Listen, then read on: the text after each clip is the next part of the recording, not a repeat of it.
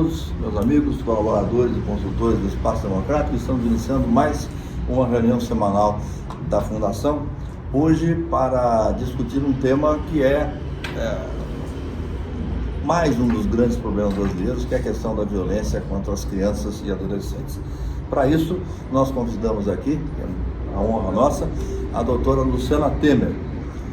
Vou apresentá-la aqui. Ela é advogada, professora universitária e é presidente do Instituto Liberta, que é uma organização do terceiro setor dedicada ao enfrentamento da violência sexual contra crianças e adolescentes. Doutora Luciana foi delegada de polícia no estado de São Paulo por 5 anos. Foi secretária de Juventude, Esporte e Lazer do estado de São Paulo no primeiro governo de Geraldo Alckmin. Foi também secretária de Assistência e Desenvolvimento Social do município de São Paulo na gestão de Fernando Haddad.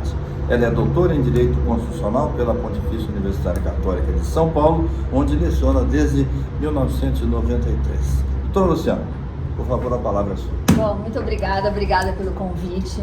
Acho um privilégio poder falar em espaços como esse, que a gente sabe que são espaços, no fundo, espaços decisórios, né? Falo que a gente fala em todos os espaços, mas falar nos espaços que são espaços decisórios, sem dúvida nenhuma, tem um outro efeito. Então, dito isso, queria agradecer o convite aqui do André, dizer: André, você está dispensado, você já me ouviu falar disso, então fique à vontade. Mas o que eu vou compartilhar aqui com vocês é um pouco do que eu aprendi ao longo desses 8 anos à frente do Instituto Liberta, que é o Instituto de Enfrentamento, um Instituto, na verdade, de comunicação e conscientização sobre a questão da violência sexual contra crianças e adolescentes no país. Este não era o meu tema, né? Então eu quero começar dizendo que há 8 anos, quando eu fui convidada pelo Eli Horn, como o André já falou, para montar um Instituto de Enfrentamento à Violência Sexual Infantil, na verdade o Eli, ele tinha uma obsessão pela exploração sexual de crianças e adolescentes a partir de uma série de reportagens feitas pelo Gilberto de Menstein e publicadas na Folha. O Gilberto fez essas matérias a partir de um livro que ele publicou, que chama Meninas da Noite. É um livro terrível, que era sobre exploração sexual de crianças e adolescentes. Ele ficou muito impactado quando leu isto há muitos anos e tentou trabalhar isto no Instituto, chegou a montar e desistiu. Quando eu saía da gestão do Haddad, ele me convidou para fazer uma conversa sobre essa temática. Ele queria fazer alguma coisa com isso, né? E eu tenho que confessar aqui que a época, quando ele me falou da violência sexual infantil, e eu fui na condição de secretária ainda, levando alguns poucos dados que nós tínhamos, poucos mesmo, dados de exploração sexual, eu falei para ele: doutor Eli, este tema realmente, violência sexual infantil, é uma coisa muito dura, né, que nos dá um mal-estar, mas é uma questão residual. Essa foi minha fala há 8 anos. É uma questão residual, é um caso de polícia, né? Por que nós não enfrentamos uma questão mais estrutural? Na minha cabeça, naquela época, o que era a questão mais estrutural? Violência contra a mulher. Eu tinha na verdade, 2 questões, né? Uma, violência contra a mulher, que para mim sempre foi uma questão muito estrutural e que eu tive uma militância ao longo da vida, inclusive como delegada da Delegacia de Defesa da Mulher em Osasco, durante 5 anos. E na verdade eu brinquei, eu fiz uma brincadeira com ele que na época eu acreditava. Eu falava: o senhor quer acabar com a exploração sexual de crianças? Quero. O senhor está disposto a tudo? Tá. Então vamos acabar com a miséria no país. Vamos acabar com a desigualdade social. Acabou com a desigualdade social, acabou com a exploração sexual de crianças e adolescentes. Não é? Em parte verdade. Em parte verdade. Hoje eu olho essas falas que eu fiz há 8 anos e vejo o nível de desconhecimento que eu tinha à época, né? Porque, primeiro, esta não é uma questão residual, esta é uma questão estrutural que antecede a questão da violência contra a mulher. Hoje é assim que eu enxergo, né? E a exploração sexual também não se dá só a partir da miséria. Se dá a partir de uma sociedade capitalista que gera o desejo de consumo. E a gente vai discutir isso um pouco. Não são só meninas miseráveis, nem meninos miseráveis que estão submetidos hoje à exploração sexual. Então, eu acho que tem uma complexidade a questão que é muito grande, que eu vou tentar dividir com vocês o que eu aprendi. Consequências desta violência, que são consequências que nós enfrentamos, como, por exemplo, evasão escolar. Evasão escolar é um tema que se trata regularmente. Mas quantas pessoas conectam a evasão escolar com a violência sexual? Quantas pessoas conectam a gravidez na adolescência com a violência sexual? Nós temos 5, hoje o dado oficial do ano passado, são 5 bebês nascendo por hora no Brasil, filhos de mães de até 15 anos. Por hora. Tem muitas questões que nós enxergamos como sociedade, mas que nós não conectamos à questão da violência sexual infantil. E que hoje eu conecto, não tenho lógico, uma identidade absoluta, mas sim, é um fator muito importante de outras violências, como o feminicídio, como violência contra a mulher, enfim, e como é que essa rede se desenvolve, né? Então, vamos começar falando de alguns dados. Acabou de sair essa semana, não sei se vocês viram, o Anuário Brasileiro de Segurança Pública. Há 5 anos eu escrevo uma análise sobre os dados de violência, 5 anos não, é o 4º ano que eu escrevo os dados de violência sexual contra crianças e adolescentes. E essa minha conexão com o Fórum Brasileiro de Segurança Pública se deu a partir de um momento em que a gente montou um instituto, porque apesar dessa minha fala, o Eli virou e falou assim, não, mas eu quero cuidar disso. Eu falei, tá bom, doutor Eli, então vamos fazer o seguinte, eu estruturo o instituto para o senhor, a gente arruma alguém muito legal para ficar à frente do instituto e passamos a bola. Só que no momento de estruturar o instituto para ele, eu entendi que esse assunto era muito sério, né? E fiquei, e estou aqui até hoje, 8 anos depois. Mas uma das questões foi que o Fórum Brasileiro de Segurança Pública, no anuário, vinha trazendo um dado que eu já estudava há muito tempo, que era da violência sexual contra mulheres, estupro de mulheres, né? Então, o anuário já vinha batendo há algum tempo na questão da violência contra mulheres e da violência sexual contra mulheres. Quando a gente montou em 2017, final de 2017, em 2018 eu comecei a provocar a Samira Bueno do Fórum. Samira, quem é essa mulher? Né? Quem é essa mulher? E aí ela falou, olha, isso é complicadíssimo, porque o Fórum Brasileiro faz um trabalho maluco, né? Ele colhe as informações de todos os boletins de ocorrência do Brasil. E por incrível que pareça, escrevi até um artigo para o Estadão agora, André, mandei lá, sobre a questão dos boletins de ocorrência. Eu não me conformo que boletins de ocorrência não sejam unificados no país inteiro, quando os crimes são os mesmos, porque os crimes são previstos nacionalmente, né? E você não tem boletins de ocorrência unificados. E digitalizados nem se faz. Mas, enfim, o fato é que ele faz esse trabalho hercúleo e com um dado muito interessante, porque há 7 anos atrás, que é o período que eu estou falando, as pessoas registravam estupro, mas não diferenciavam, a maioria dos boletins de ocorrência, estupro de vulnerável, que são 2 crimes diferentes, né? O estupro, todos sabemos o que é, mais ou menos, né? Precisamos explicar que estupro não precisa ter penetração, né? Isto é um conceito que muitas pessoas, principalmente nós mais velhos, tínhamos na cabeça, porque até 2009 o estupro para se configurar como estupro exigia penetração, a partir de 2009, reforma do Código Penal, você retira essa exigência, é qualquer ato libidinoso, e a partir de 2009 também é separado o estupro do estupro de vulnerável. O que é o estupro de vulnerável? Qualquer relação sexual com menor de 14 anos significa estupro, não importa se houve ou não um pseudo-consentimento, porque é uma presunção de violência em razão da idade. Muito bem, então, apesar do estupro de vulnerável ter entrado no Código em 2009, os boletins de ocorrência contra os policiais continuavam registrando estupro, e não estupro de vulnerável. Bom, em 2018 o Fórum fez um trabalho super minucioso, identificando a idade das vítimas, e conseguiu, pela primeira vez, em 2019, veja que o estupro de vulnerável é de 2009 no Código Penal, em 2019, 10 anos depois, graças à troca de provocações, eles conseguiram separar o estupro do estupro vulnerável, e foi quando pela primeira vez se enxergou que mais de 57% dos estupros no Brasil eram contra menores de 14 anos. Esse número hoje está em... O dado do anuário acabou de sair, eu escrevi sobre ele, mas eu vou dar o dado do anuário passado que eu tenho na cabeça, que é 64,1%. Ou seja, mais, eu posso falar com segurança, mais de 60% de todos os estupros no Brasil são contra menores de 13 anos. Desculpa, de pessoas até 13 anos. Até 13 anos. Se você puxa essa régua até 17 anos, isso dá cerca de 75% dos estupros.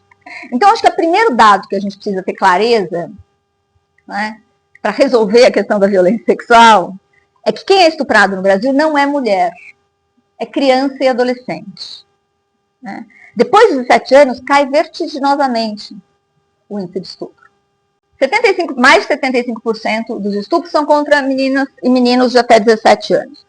Quando você pega o recorte do estupro de vulnerável, só por idade, estupro de vulnerável é mais do que isso, mas só na questão da idade, você pega até 14 anos, até 13 anos, né, porque 14 anos já não é mais, até 13 anos, você tem 64, mais de 60% dos estupros são contra menores de 13 anos. Deste número, 85% são contra meninas, mas 15% são meninos. Nós estamos falando também de 5 estupros por hora no país registrados, contra menores de 13 anos. Registrados. Nós temos registrado no país. Gente, esse é um dado que tinha que estar... Não, que tinha que estar em todo lugar. Assim, esse dado é invisível. Esse dado é um dado invisível. Então, assim, nós temos 5 registros de estupro de vulnerável por hora no país. Não é nem de vulnerável, porque se eu pegar vulnerável é maior. É só de menores de 14 anos. Crianças e meninas até 13 anos. Então, assim, são 5 por hora.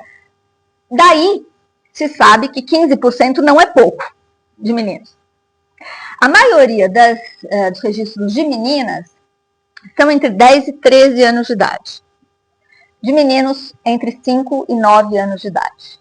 Este ano teve um fenômeno interessante no Anuário Brasileiro de Segurança, nos dados, né, levantados em relação a 2024.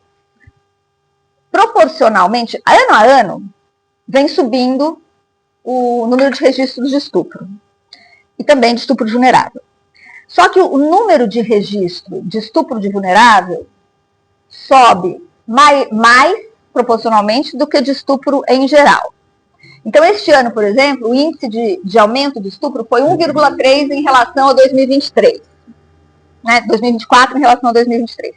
Mas quando você pega o recorte de estupro de vulnerável, você tem 6,3% de aumento. Então, proporcionalmente, o estupro de crianças aumentou muito mais do que o estupro enfim, em geral. Só que quando você olha o recorte de meninos, também em relação ao de meninas aumentou X número, e o menino aumentou 10,3%. Ou seja, também está aumentando o número de registros de estupro de meninos. Agora eu vou fazer uma pausa para uma reflexão, que é o seguinte. Está aumentando? Essa é a pergunta que eu me faço sempre, que eu reflito sempre no artigo do anuário. O que está aumentando? São os casos ou são os registros? Eu sou otimista. Eu acho que são os registros. Porque nós temos tentado, e com muito esforço, esse não é um movimento só do Instituto Liberta, acho que o Instituto Liberta tem uma colaboração, mas eu sinto que num processo quase inconsciente, intuitivo do Eli, a gente pegou uma onda, que é uma onda meio mundial, de retirada da violência sexual infantil da invisibilidade. Né? Então, se fala mais, pessoas estão contando de violências que sofreram, desnaturalizando com isso essa violência. Eu estou falando aqui de pessoas famosas, né? Desnaturalizando sobre isso. E muitos homens, nos últimos 2, 3 anos, começaram a contar de violências sexuais que sofreram na infância. Porque tem uma questão aqui, que é a questão da invisibilidade. Nós fizemos uma pesquisa com o Datafolha em 2022, que mostrou alguns dados importantes. Né? Foi uma pesquisa muito bem feita, eu faço questão de dizer isso, porque não foi uma pesquisa qualquer, foi uma pesquisa construída para que essa verdade surgisse. Então, a pessoa recebia um tablet, ela respondia se ela quisesse e respondia anonimamente. Preenchia os dados, né, de idade, escolar, renda e tal, mas ela respondia anonimamente. Dessa pesquisa do Datafolha, 32% dos entrevistados se reconheceram vítimas de alguma violência sexual aos 18 anos. Não obrigatoriamente estupro, mas pode ser exploração sexual, pode ser exposição à pornografia, vários tipos de violência sexual. Então, 32% sofreram algum tipo de violência sexual na infância, dos quais só 11% denunciaram. O que eu acho mais grave, eu sempre uso essa mais grave porque de fato acho mais grave. Só 26% na vida tiveram coragem de contar para alguém, para uma pessoa, sobre o que aconteceu. 2022. Isso virou manchete da Folha de domingo. Né? 32% da população sofreu alguma violência sexual infantil. Então, esta individualidade. E quando na pesquisa você perguntava por que não denunciou, a resposta preponderante era para não expor a minha família. Porque a gente sabe que essa é uma violência intrafamiliar. Né? Mais de 60% dos estupros acontecem dentro da casa da vítima e mais de 80% por familiares ou conhecidos. O dado que nós temos de 2023, depois o fórum não conseguiu mais retirar esse dado, mas o dado de 2023 é que 44,4% eram praticados por pais ou padrastos. Então, a gente está falando de uma violência que é intrafamiliar, que, portanto, é sigilosa, silenciosa, não notificada. Quando eu falo de 5 registros de estupro por hora, na verdade, isso significa 10% do que de fato acontece. Então, acho que é muito importante a gente ter essa dimensão de que violência é essa que nós estamos falando. Né? Muito bem, mas tem graus diferentes de violência. Então, a verdade como eu disse aqui, o estupro não obrigatoriamente tem penetração, ou tem... Mas toda violência sexual, visto psicologicamente, cada trauma é um trauma. Né? Cada experiência de violência é uma experiência e depende não só da experiência em si, mas de como essa experiência é traduzida depois, é acolhida depois. Então, a gente vê que tem situações de violência sexual no qual esta criança é acreditada e acolhida e tem uma certa repercussão essa violência. E outras situações onde ela é desacreditada pela própria família e tem outra repercussão. Né? Então, só para a gente dizer assim que não importa muito se eu estou falando de um estupro que teve penetração e resultou em gravidez ou de uma violência sexual considerada mais leve. Porque a verdade é que cada criança vai reagir de uma forma... Só que baixa autoestima, depressão, tentativas de suicídio. Hoje há vários estudos conectando essas situações de saúde mental à questão da violência sexual na infância, que é compreensível. Né? Então, vamos lá, ainda na esfera dos dados. Eu estou falando para vocês sobre violência sexual, estupro de vulnerável, este recorte. Agora vamos mudar de foco, vamos falar de exploração sexual. Mas eu quero dizer uma coisa. A violência sexual infantil, o estupro de vulnerável, ele não acontece só na alta vulnerabilidade social. Enquanto a gente não entender isto, a gente não vai enfrentar essa questão. Né? 2 mitos que precisam cair. Primeiro, a violência sexual está em todas as classes sociais, eu falo isso com a maior tranquilidade. Cadê o dado? Não existe, porque, obviamente, no boletim de ocorrência não tem recorte de renda e é muito correto que não tenha. Mas a verdade há 8 anos eu estou nessa história e eu escuto relatos de milhares de pessoas que me contam histórias, e são pessoas da nossa classe social, que viveram violências intrafamiliares. Não é?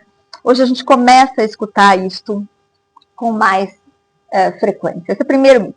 Segundo mito, antes de passar para a exploração sexual, a história do pedófilo. Né? É muito importante que a gente entenda o que é pedofilia e qual é a relação que isso tem com a violência sexual. Porque a pedofilia, medicamente falando, é um transtorno, né, reconhecido pela Organização Mundial de Saúde. A pedofilia, o que é a pedofilia? É uma atração irresistível por menores impúberes. Isto é a definição médica de pedofilia. E é um transtorno. E tem que ser tratado, medicado, enfim. Mas o pedófilo pode praticar um crime.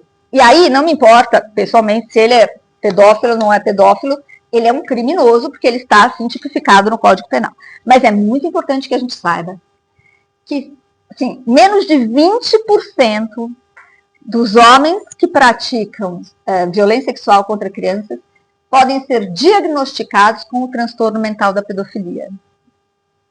Esse é um estudo da USP, aqui de São Paulo, no Instituto de Psiquiatria, publicado, orientado pelo professor Arthur Guerra, onde se fez um levantamento entre os homens presos por abuso nos presídios de São Paulo. Menos de 20%, esse dado não é só de São Paulo, tá? Tem estudos mundiais que mostram isso. Menos de 20% podem ser diagnosticados com transtorno mental da pedofilia. Então, do que nós estamos falando quando não estamos falando de uma doença, de um transtorno? Nós estamos falando de uma cultura. A gente está falando de uma cultura. Eu não gosto de usar esse termo, porque mistura os termos, cultura é uma coisa maravilhosa, mas o fato é uma prática, uma sociedade que permite esta prática de alguma maneira. Seja com o silêncio, seja com o desacreditar de que essa violência existe em certos âmbitos, inclusive. Porque a verdade é que quando um ex-presidiário é acusado de estuprar uma sobrinha, todo mundo acredita. Mas quando um médico ou um advogado é acusado de molestar a neta, ninguém acredita. Não estou dizendo nem que num caso, no outro seja verdadeiro, até porque tem muita loucura envolvida nessas questões. Mas o fato é que nós temos este estereótipo de quem é capaz ou não capaz de praticar esses delitos. Então a gente precisa vencer isso, porque a gente está falando de pessoas que estão inseridas socialmente. Uma boa parte dessas violências é praticada por pessoas que estão socialmente inseridas, que não são pedófilos, mas que se sentem autorizados, inclusive pela situação e relação de poder que eles exercem sobre as pessoas, seja na relação intrafamiliar, seja na relação religiosa, seja na relação do técnico com o estudante, do professor, da professora com o estudante. Eu falo sempre no masculino, gente, porque a maioria dos casos, dos registros, são praticados por homens, mas há mulheres que praticam violência sexual. E aqui tem um outro dado que é super importante a gente entender. Como a violência sexual praticada por mulheres, ela não é enxergada na nossa sociedade. Porque uma menina de 11 anos que sofre uma violência ou 12 anos, todo mundo reconhece como uma violência. Agora, quando um menino de 12 anos tem uma primeira relação sexual com uma mulher de 30, na nossa sociedade ele é um sortudo. Entendeu? Ele é um sortudo. Pô, sua prima, cara, não acredito, amiga da sua mãe. Entendeu? O cara nem pode se dar o direito de se reconhecer vítima. Só que isso tem consequências também. Quem estuda a questão sabe depois de outras consequências que surgem que a pessoa vai ter que lidar a partir disso. Mas não é só isso. Eu vou contar uma outra história. Eu fui fazer uma palestra num presídio só de abusadores, Parada Neto, aqui em Guarulhos. Foi em 2022 que nós estávamos fazendo a campanha Agora Você Sabe, convidando pessoas que se reconhecessem vítimas de alguma violência sexual a somarem vozes com a gente, enfim. Uma campanha muito bonita que foi parar na mão do Papa Francisco. Eu pude entender, você podia entregar a nossa passeata virtual. A gente fez uma passeata com todos os rostos e vozes não identificados falando violência sexual infantil uma realidade, eu fui vítima e agora você sabe. E eu fiz uma parceria com a Administração Penitenciária de São Paulo para levar essa campanha para dentro de alguns presídios. E eu fui falar em 3 presídios, um deles era só de abusadores. Eu falei para 50 homens presos por abuso, explicando quais são as formas de violência sexual, o que é caracterizado no Código Penal como violência sexual. Eu disse, olha, eu não estou aqui para julgar ninguém, cada um sabe dos seus motivos da sua vida. O que eu acho, aí a gente aposta, é que se essas questões tivessem sido conversadas quando vocês eram crianças, talvez alguns de vocês não estivessem aqui hoje. E acabei de dar a palestra, imaginei um silêncio, né? Falei, agora vai vir um silêncio, eu vou agradecer e vou me embora, porque o convite era para quem se sentisse vítima. E um corajoso levantou a mão e falou, doutora, a senhora falou aí tanta coisa que eu nunca pensei. Eu vou contar a minha história. A senhora me disse que eu fui vítima de violência sexual? Não. E aí ele me contou a seguinte história. que ele tinha 9 anos de idade e o padrasto dele resolveu que ele tinha que virar homem. E que para virar homem, o melhor jeito era ele assistir o padrasto se relacionando sexualmente com a mãe. E ele era obrigado a assistir. E aí eu falei, o que, que você sentia? Ele falava, doutora, eu tinha vontade de botar fogo na casa, matar os dois, mas eu sabia que ele estava me ensinando. Eu falei, então, você foi vítima de uma enorme violência sexual pelo Código Penal. Se isto trouxe você aqui hoje ou não, ninguém vai saber porque a gente não tem bola de cristal. Ajudar, não ajudou.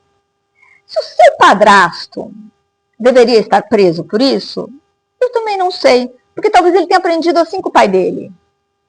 Não é? Porque nós estamos falando aqui neste lugar de uma prática, um não saber, um desconhecimento, uma ignorância.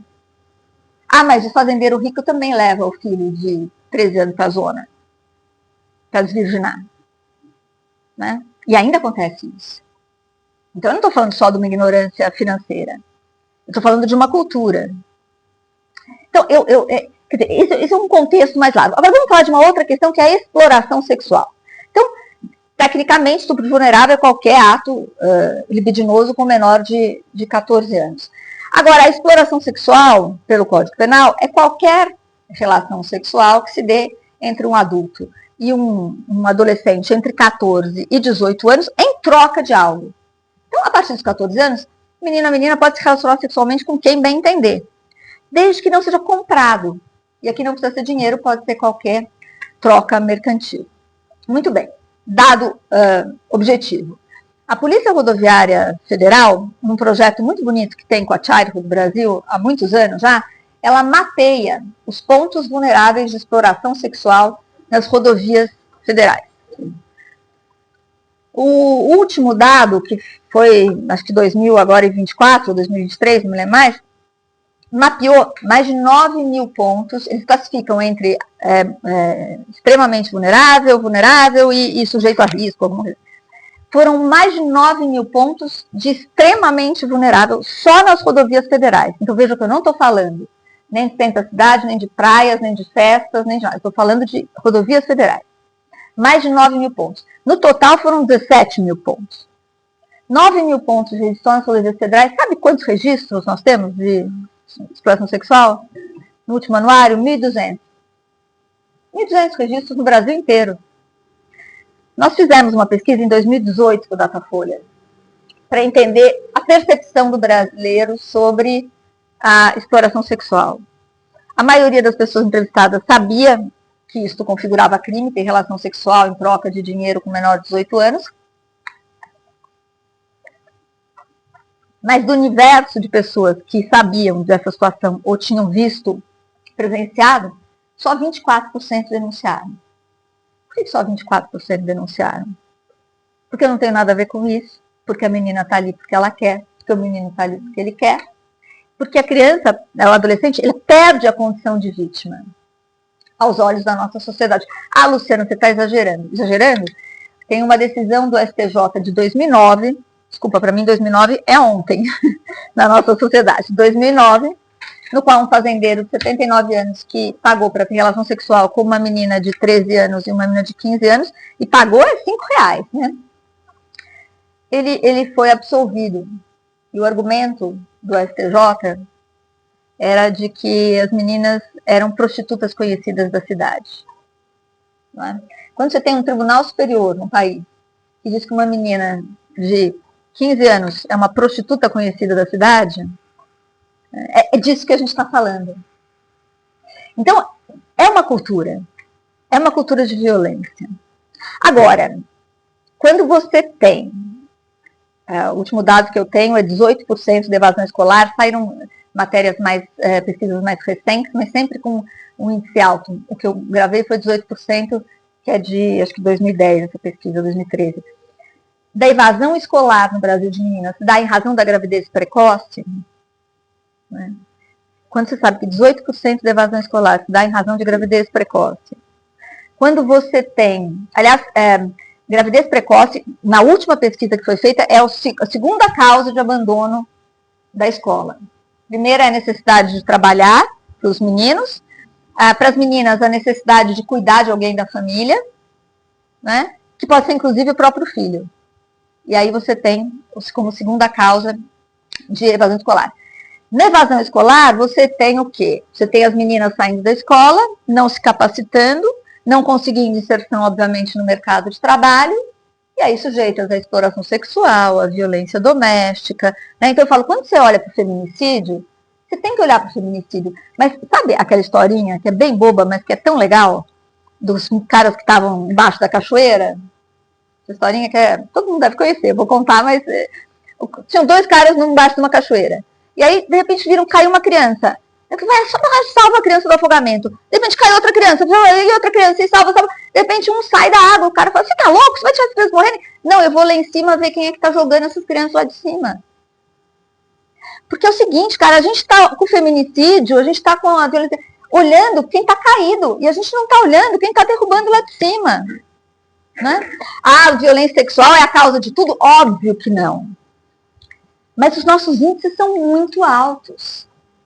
A gravidez na adolescência, gente, tem vários fatores. Então, tem o fator que a gente escuta falar há muito tempo. Eu lembro, quando eu era secretária de juventude ainda, que eu fui dar uma palestra na cidade de Tiradentes, e que fizeram do empoderamento de meninas que engravidam nessas comunidades, né? Porque elas ganham uma relevância, porque agora elas são mães.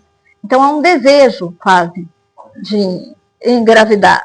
Não é? Agora, vejam bem, como é que a gente sabe que essas meninas também já não estavam submetidas a formas de violência? Porque a violência vai gerando naturalização de violência. Tem um livro maravilhoso da Eliane Trindade, da jornalista da Folha, que chama As Meninas da Esquina. Tem 17 anos esse livro. Ela entrevistou 5 meninas em situação de exploração sexual infantil. O livro é super péssimo, porque a Eliane traduziu exatamente, as meninas fizeram diários, né? E ela depois fez uma análise desses diários. Gente, essas meninas estão submetidas a violências de várias ordens até chegar na exploração sexual, né? Até chegar na gravidez. Né? E aí eu digo que não é só a miséria, né? A miséria sim, mas é esse desejo de consumo. Né? Tem muita menina aqui, no Terminal de Cargas Fernão Dias, que se deixa explorar sexualmente para trocar de celular. Para trocar de celular. Qual é a necessidade básica do celular? Tênis novo. Assim como o menino vai para o tráfico por causa do tênis novo. Né? A gente está numa sociedade em que ter é o status. Né? Eu sou legal quando eu tenho. Eu preciso ter. E qual é o preço desse ter? Tanto faz. Gente, eu vou dizer para vocês. Eu estou num lugar muito qualificado aqui. Então, vocês conhecem um site chamado Meu Patrocínio? Não. Meu Patrocínio. Que bom que vocês não conhecem. Meu Patrocínio é um site de relacionamento. Está na moda agora. O Meu Patrocínio é um site, ele é um desses sites de relacionamento que, na verdade, são grandes cafetões virtuais. Né? Que dizem que apresentam acompanhantes. Tipo Fatal Models, essas coisas assim. Né? Que apresentam acompanhantes. E a chamada é assim, as mais lindas babies para os mais ricos daddy. Sugar daddy. Então, sugar babies e sugar daddy. Isso está, assim, é lícito, tá? Isso é tipo bet. É lícito. A gente está falando de uma sociedade que tornou isso lícito. Saiu uma matéria na Veja, quando saiu o Meu Patrocínio, enaltecendo essas novas formas de relações. Né? Agora é o seguinte, no Meu Patrocínio tem meninas de 15, 14 anos de idade, que eu sei. Por que eu sei? Porque a gente fez trabalho, né, em escolas públicas do interior, onde as meninas contavam que estavam. E sabe que elas estavam? Para ganhar uma bolsa de marca. E aí você entra no YouTube e vê uma menina de 20 anos, 20 e poucos anos, com um vídeo de propaganda do Meu Patrocínio, e ela diz o seguinte: olha, eu tenho 23 anos, eu já conheço mais de 5 países, tenho mais de 50 bolsas de marca. E sabe como eu consegui isso aos 23 anos? Com o Meu Patrocínio. E começa a enaltecer, dizendo, as pessoas vão dizer que é perigoso, que você não deve entrar, que não sei o quê. Não acredite, vá atrás do seu sonho, busque o seu sonho. Gente, é disso que a gente está falando. Entendeu? Agora, assim, tudo isso é uma linha que se constrói ao longo de muito tempo. A gente não está falando, o crime que está agora de violência sexual. A violência sexual online não é nada mais, que agora está todo mundo falando da violência sexual online, não é nada mais do que essa violência real levada para o mundo virtual. Não está criado nada novo no mundo virtual. Tem consequências perversas, terríveis. A violência online precisa ser enfrentada, as plataformas precisam ser responsabilizadas. É uma loucura o que acontece com crianças e adolescentes nessas plataformas. Mas isso é retrato de algo que já está aqui no mundo real. A gente só está com esse retrato. E a gente precisa enxergar isso, porque isso tem consequências muito perversas. Tem um estudo da Associação Brasileira de Ginecologia e Obstetrícia que mostra que a chance de uma menina que engravidou na adolescência voltar a engravidar no ano seguinte é de 30%. Não é? Então, a gente está falando... Depois eu posso passar todos esses dados, inclusive a gente tem isso em PowerPoint, não sei o quê, eu mando todos os dados. Mas assim, como é que a gente não para olhar para isso? Né? Como é que a gente não está enxergando isso aqui? Agora, é muito difícil fazer esse enfrentamento. Né? Outro dia eu estava conversando com um sujeito que é médico e trabalha voluntariamente num hospital, atende voluntariamente num hospital aí no litoral norte, e fica muito assustado com a quantidade de casos de violência, abusos infantis que ele vê. A Mariana Ferreira, que é perita criminal, ela escreveu também no ar, ela é perita criminal aqui em São Paulo, ela fala que de 10 casos de violência sexual que ela atende, 8 são bebês, crianças ou adolescentes. Né? Então, é dessa violência que a gente está falando. E ele falou com o delegado, e que ele falou, eu preciso fazer alguma coisa e tal. Aí o delegado virou para ele e falou assim, então é muito complicado isso, porque imagina que essas pessoas, esses homens sustentam as casas. Se a gente prender todo mundo, o que vai acontecer com essas famílias? A fala dele não é irreal, não é? Mas a gente precisa acordar e precisa transformar de algum lugar. Eu fiz aquela região do Marajó, eu fiz aquele Itajapurus várias vezes, né, de barco, entendendo a relação daquela comunidade. Aliás, vocês já assistiram Manas? Não, tem que assistir. Da Mariana Brennan. Manas ganhou 1000 prêmios internacionais. Manas. Porque como elas se chamam lá nessa região, né?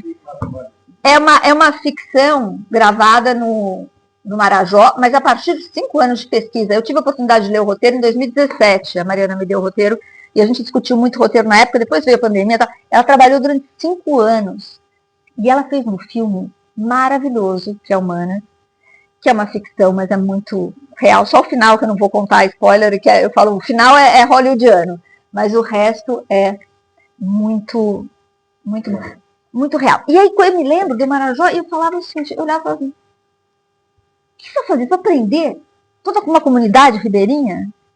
Porque essa é uma prática.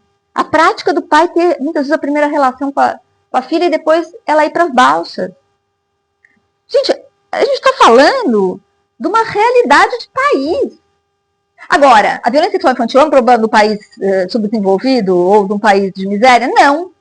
Você tem na Suíça problema gravíssimo de violência sexual infantil. Você tem nos Estados Unidos problema seríssimo de violência sexual no mundo. Por quê? Porque é essa violência intrafamiliar. Não é a exploração sexual. Quando você fala do recorte de exploração sexual, você fala de um recorte de vulnerabilidade social. Quando não fala do online, tá? Porque acontece o seguinte, até antes dessa explosão de violência online, que foi pós-pandemia, você tinha um recorte de exploração sexual de meninas de maior vulnerabilidade social e meninos, que também cresceu de maior vulnerabilidade. Pós-pandemia, acabou essa história, porque é o seguinte, hoje a violência online, ela tanto pode se dar como estupro, como exploração sexual, né, e desenvolvimento de material pornográfico infantil e tal. E aqui tem um fator interessante, que é, quanto maior a privacidade dessa criança, desse adolescente, melhor a webcam que ela tem, mais fácil dessas pessoas chegarem nessas crianças, desses adolescentes. Né? Porque na privacidade do meu quarto, eu posso fazer o que eu quiser. E quando você fala de alta vulnerabilidade, essa privacidade não existe. E quando você fala de uma classe média, média alta, sim. E quer saber a verdade? É porque chegou na classe média, média alta essa violência, é que começou a se falar disso, de violência online. Né? Porque essa violência está ali agora. Então, a gente precisa olhar para isso muito profundamente e encontrar caminhos. Agora, qual é o problema? O problema disso é o seguinte, quando você fala de violência sexual infantil, imediatamente, quais são as políticas que surgem? Lei penal mais grave. Aí você tem castração química tramitando no Congresso Nacional, que é uma bobagem infernal. Olha, por que é bobagem?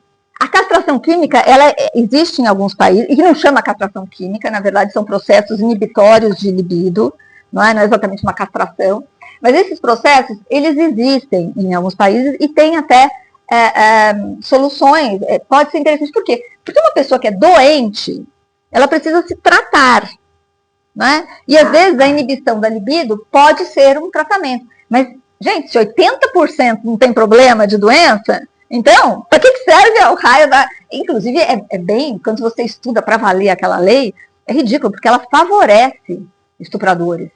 Né? Porque se o cara se declara que vai fazer o tratamento, ele pode ter livramento condicional.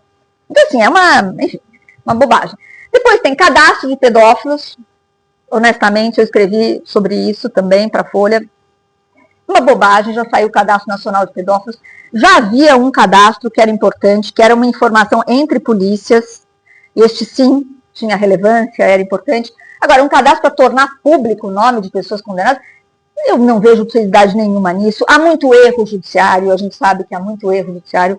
As pessoas ficam marcadas para todo sempre. Eu acredito que uma pessoa que abusou, eu acredito, por saber essa história de abuso hoje, que uma pessoa que abusou de uma criança e está presa pode compreender o que fez e pode nunca mais fazer o que fez, se não for um pedófilo, não é?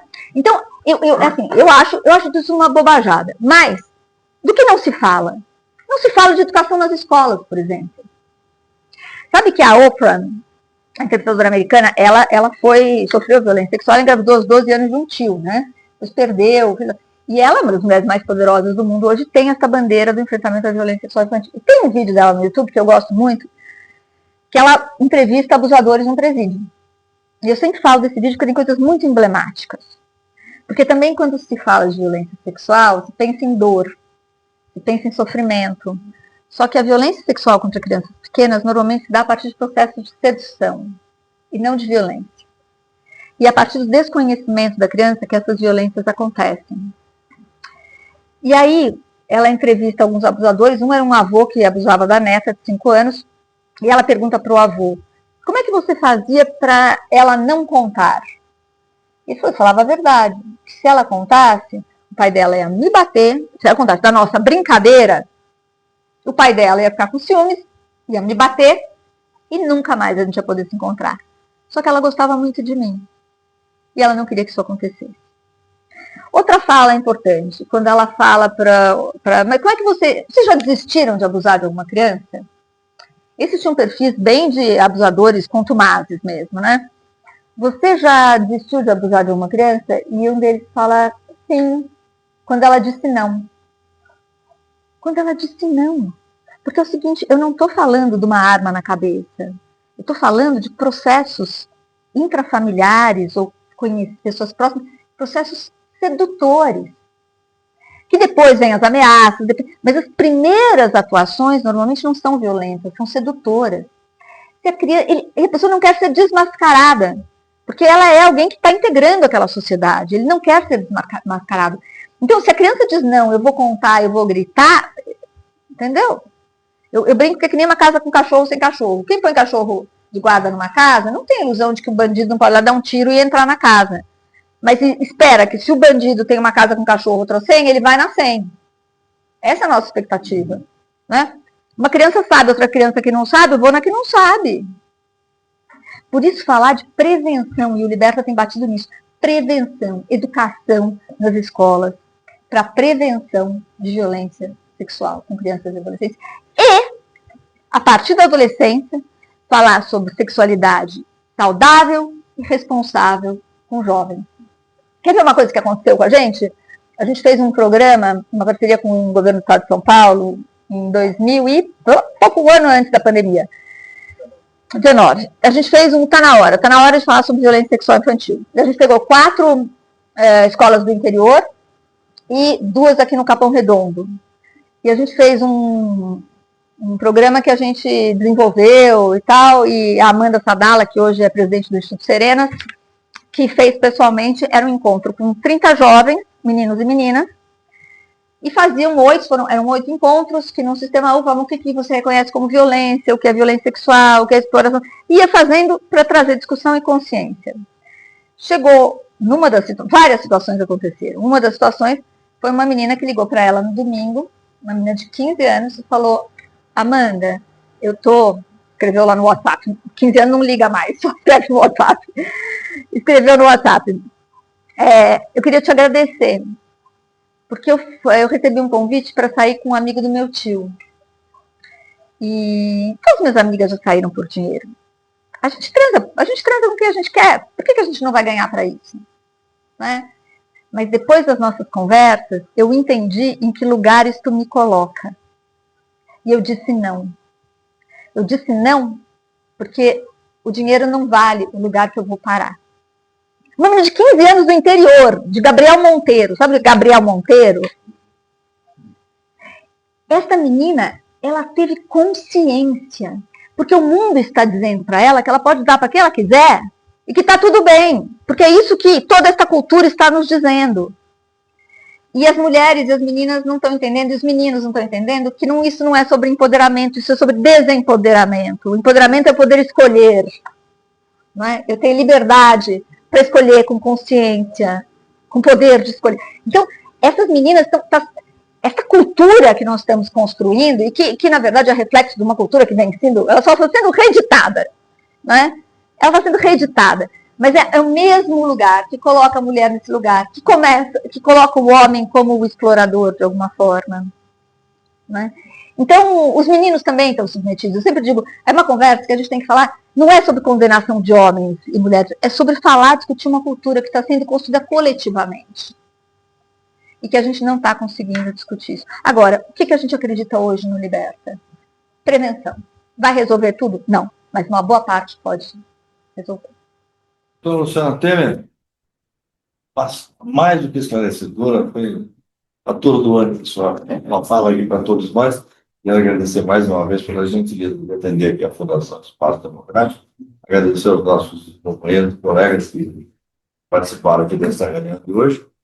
E agradecer a quem nos acompanhou até agora em mais esse diálogo no Espaço Democrático. Até o próximo. Muito obrigado. Parabéns.